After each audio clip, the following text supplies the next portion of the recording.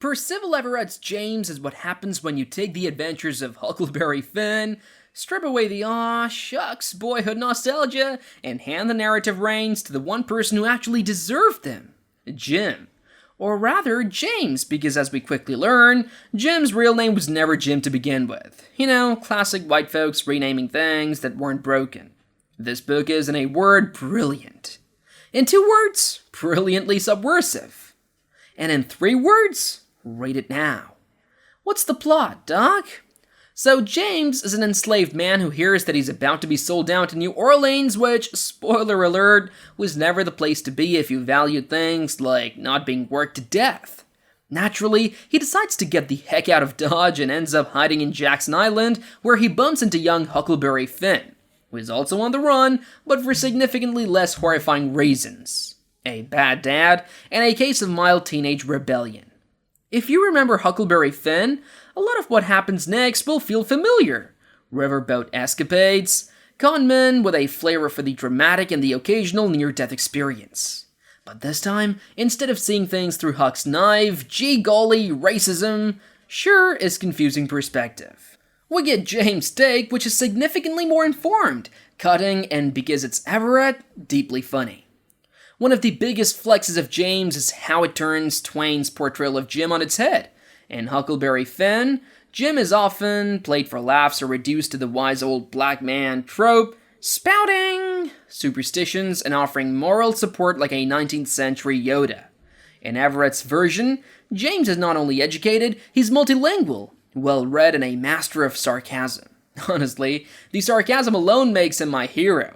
He's also fully aware of the absurdity of the racist world he's navigating, which leads to some fantastic moments where he absolutely roasts the people around him. And Huck? Oh, Huck. Sweet, clueless Huck. He's still got his charm, but this time we see just how much James has to dumb himself down to keep their whole operation running smoothly. Watching James subtly guide Huck toward a slightly less terrible understanding of the world is both hilarious and heartbreaking. Kind of like watching someone explain modern internet slang to their dad. Beyond being a rollicking adventure, James is also a deep dive into the idea of freedom, what it actually means, who gets to have it, and how it's not just about escaping physical chains, but mental ones too. James isn't trying to get away, he's trying to carve out a space where he can be a full person, not just someone else's property. And let's be honest, he also spends a lot of time cleaning up after Huck's nonsense. Everett also takes a sledgehammer to the romanticized Moonlight and Magnolia version of the South that some people, Twain, like to dabble in. Instead of noble southern gentlemen and wacky hijinks, we get a much-needed reality check on just how ridiculous, dangerous, and deeply hypocritical that world was. Everett's writing is sharp, satirical, and filled with the kind of humor that makes you laugh before realizing you're also slightly uncomfortable. He doesn't just rewrite Twain's story, he challenges it, poking fun at the absurdities of racism, the illogical rules of the antebellum South, and the way certain white characters truly believe they are the main character. Looking at you, Huck. And if you're worried that this book will be one of those important but heavy reads, don't be.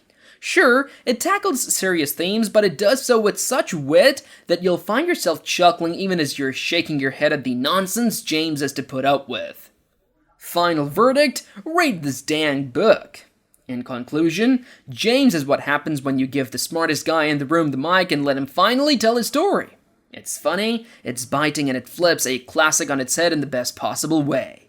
Would Mark Twain approve? Maybe, maybe not. But honestly, that just makes me love it more.